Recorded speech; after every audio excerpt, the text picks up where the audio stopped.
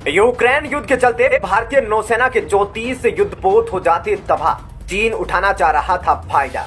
DRDO ने संभाला मोर्चा। America के जनरल इलेक्ट्रिक को दिया बड़ा झटका, रच दिया इतिहास। रूस हुआ भारत की कारनामे को देख गदगद, ब्रिटेन के बिगड़े होश। दोस्तों, इन खबरों के बारे में आइए आपको बताते हैं विस्तार से। दोस्तों, 90 के दशक से ही यूक्रेन भारत के खिलाफ जाकर पाकिस्तान की कई बार मदद कर चुका है। भारत के परमाणु परीक्षण पर भी यूक्रेन ने जमकर विरोध किया था। वहीं अब तक पाकिस्तान की ओर से भारत पर जितने भी हमले हुए हैं, उनमें उपयोग किए जाने वाले हथियारों की भारी तादाद यूक्रेन से ही खरीदी गई होती है। युद्ध से पहले तक यूक्रेन हथियारों के निर्माण में एक अहम स्थान रखता था। भारतीय नौसेना भी अपने युद्ध पोतों के लिए कई अहम पार्ट्स यूक्रेन से लेती थी। लेकिन जब रूस और यूक्रेन के बीच युद्ध शुरू हुआ, तब भारतीय नौसेना के लिए यूक्रेन की ओर से बहुत ही बड़ी मुश्किल घड़ी सामने आ गई, जिसका हल फौरन निकाल पाना भारतीय सेना के पास मौजूद नहीं था। यहाँ तक कि भारत को इसका हल रूस भी नहीं दे सकता है। तो लिहाजा भारत का सबसे बड़ा दुश्मन चीन भारत की इस समस्या का जबरदस्त फायदा उठाना चाह रहा था। लेकिन डीआरडीओ ने चीन के उसके मंसूबों को सफल नहीं होने दिया। डीआरडीओ ने एक आज ऐसी खबर दी है जिसने चीन ही नहीं बल्कि अमेरिका, ब्रिटेन तक में खलबली मचा दी। दरअसल जब दुनिया रूस और यूक्रेन के बीच उलझी रही, तो उसी वक्त डीआरडीओ ने एक नया कीर्तिमान रच दिया। भारत ने एक झटके में चीन की सारी मंशाओं पर पानी फेर दिया। तो दोस्तों, क्या है पूरी खबर, आइए आपको विस्तार से बताते हैं।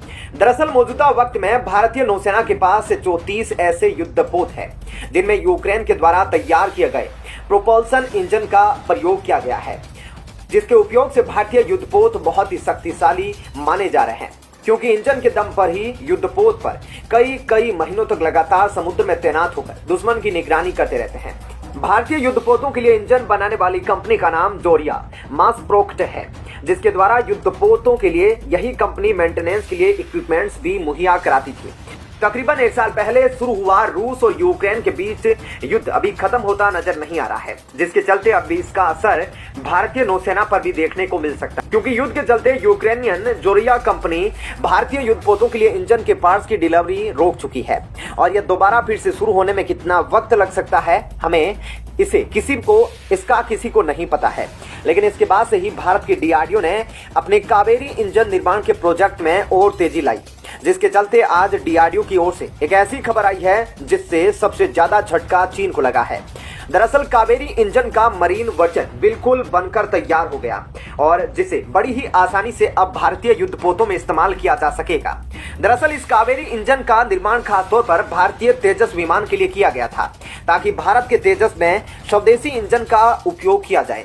लेकिन उस वक्त इस इंजन के निर्माण में कई गलतियां हुई, जिसके चलते यह पूरी तरीके से तेजस विमान में उपयोग करने के लिए उपयुक्त नहीं बनाया जा सकता। वहीं आपको बता दें कि डीआरडीओ ने एक साथ ही फाइटर जेट और मरीन दोनों के लिए कावेरी इंजन के निर्माण पर काम शुरू किया था, यानी कि भारतीय नौसेना में उपयोग होने वाले डिस्ट्रॉयर, एयरक्राफ्ट कैरियर और कई तरीके के नौसैनिक जहाजों में किया जा सकता है। तो वहीं अब डीआरडीओ की ओर से खबर आई है कि मरीन कावेरी इंजन बनाकर बिल्कुल तैयार हो चुका है। उसकी क्षमताओं की बात करें तो इसे 12 मेगावाट की क्षमता दी गई है, जिसे आसानी से 16 मेगावाट तक बढ़ाया जा सकता है। वहीं अगर इस भारतीय स्वदेशी इंजन की तुलना जनरल इलेक्ट्रिक के द्वारा बनाए गए मरीन इंजन से करें, तो ये 40,413.7 मेगावाट की क्षमता प्रदान करता है। यानी कि भारत की डीआरडीओ ने जिस इंजन का निर्माण कर लिया है, यह जनरल इलेक्ट्रिक के द्वारा बनाए गए इंजनों के जितना ही ताकतवर है। यानी कि भारत ने मरीन इंजन का तोड़ ढूंढ निकाला है, जो रूस और यूक्रेन युद्ध के चलते भारत के लिए सबसे बड़ी मुश्किल उत्पन्न कर रहा था। भारतीय नौसेना को जहां पर भी मरीन इंजन की आवश्यकता होगी, डीआरडीओ वहां पर बड़ी आसानी से कावेरी इंजन का उपयोग कर सकेगी। वहीं अब सवाल यहां पर यह है कि क्या कावेरी इंजन का उपयोग एयरक्राफ्ट कैरियर में भी किया जा सकेगा। तो आपको बता दें कि एयरक्राफ्ट कैरियर में अधिक क्षमता वाले इंजन की जरूरत होती है। उधर भारतीय नौसेना जिस आईएनएस विक्रांत का उपयोग कर रही है, इसमें 4 इंजन लगाए गए हैं, जो जनरल इलेक्ट्रिक के द्वारा बनाए गए हैं, जिनकी क्षमता 22.7 मेगावाट की है, जबकि कावेरी इंजन की क्षमता 12 मेगावाट की। 22 मेगावाट वाले 4 इंजनों का उपयोग करने के बाद ही आईएनएस विक्रांत को इतना पावरफुल बनाया गया है। डीआरडीओ के डायरेक्टर ने दावा किया है कि आने वाले समय में इस मरीन कावेरी इंजन क्षमताओं को बढ़ाकर 22 से 25 मेगावाट तक आसानी से बढ़ाया जा सकता है। जिसके बाद अगर भारत सुपर एयरक्राफ्ट कैरियर का भी निर्माण करता है तो आसानी से इन इंजन का उपयोग किया जा सकेगा। उधर भारतीय वायुसेना के लिए एडवांस मीडियम कॉम्बैट एयरक्राफ्ट का भी निर्माण किया जा रहा है, जिसके लिए 110 से 125 किलो न्यूटन थ्रस्ट जनरेट करने वाले इंजन के निर्माण पर काम शुरू किया जाना है। इसका निर्माण भी खासतौर पर भारत में किया जाएगा, इसलिए आने वाले समय में कावेरी इंजन की क्षमताओं को 12 मेगावाट से बढ़ाकर आसानी से 20 मेगावाट के ऊपर शिफ्ट किया जा सकेगा। तो दोस्तों, यह तो थी इस वीडियो की पहली खबर। अब आइए आपको दूसरी खबर के बारे में विस्तार से बताते हैं। दोस्तों, इस वक्त भारत और जापान की वायुसेना के बीच सैन्य अभ्यास चल रहा है। दोनों को एक साथ देखकर चीन का दावा है कि भारत और जापान मिलकर दोनों ही उसका कुछ बिगाड़ नहीं सकते। चीन का दावा है कि उसके पास से 5वीं पीढ़ी का लड़ाकू विमान मौजूद है, जो जापान और भारत के एक एक लड़ाकू विमान को तबाह करने की क्षमता रखता है। लेकिन चीन को भारतीय वायुसेना में अभी फिलहाल सुखोई 30 MKI लड़ाकू विमान की काबिलियत का अंदाजा नहीं है।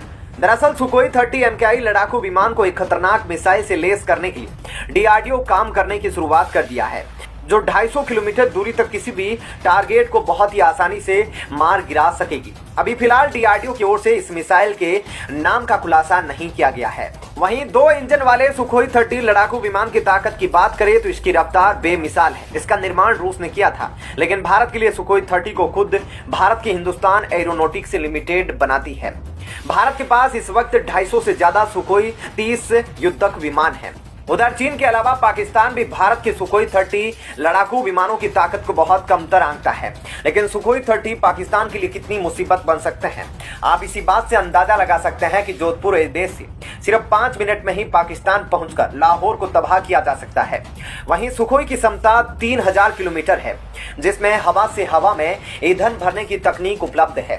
इतना ही नहीं, 350 किलोमीटर के दायरे में एक साथ 20 टारगेट को ट्रैक करने की काबिलियत इसमें मौजूद है, जबकि 8 टारगेट को एक साथ तबाह करने की क्षमता से लेस है। सुखोई 30 लड़ाकू विमान से भारत की ब्रह्मोस मिसाइल का भी प्रक्षेपण किया जा चुका है। वहीं पाकिस्तान F-16 लड़ाकू विमान के दम पर भारत के सामने अपनी हवाई ताकत का प्रदर्शन करता है। लेकिन F-16 लड़ाकू विमान का निर्माण अमेरिका ने 1974 में किया था, जबकि सुखोई लड़ाकू विमान के लिए 2002 में भारत और रूस के बीच समझौता हुआ था और 2015 में हिंदुस्तान एरोनॉटिक्स लिमिटेड ने सुखोई लड़ाकू विमान को बनाया था। लंबाई से लेकर रेंज और मिसाइल ले जाने की क्षमता के मामले में भारत का सुखोई 30 पाकिस्तान के F-16 से कहीं अधिक काबिलियत रखता है। दरअसल स्वदेशी तकनीक से निर्मित सुखोई 30 लड़ाकू विमान लंबी रेंज और उच्च क्षमता वाला लड़ाकू विमान है, जिसमें पहले ही ब्रह्मोस मिसाइल को इनबिल्ट करने की तकनीक लगाई जा चुकी है और अब वर्तमान समय में 250 किलोमीटर दूर तक मार करने वाली एक नई मिसाइल को लेस करने की योजना बनाई गई है। क्या कहना है आपका इस खबर पर, जरूर बताइएगा। धन्यवाद।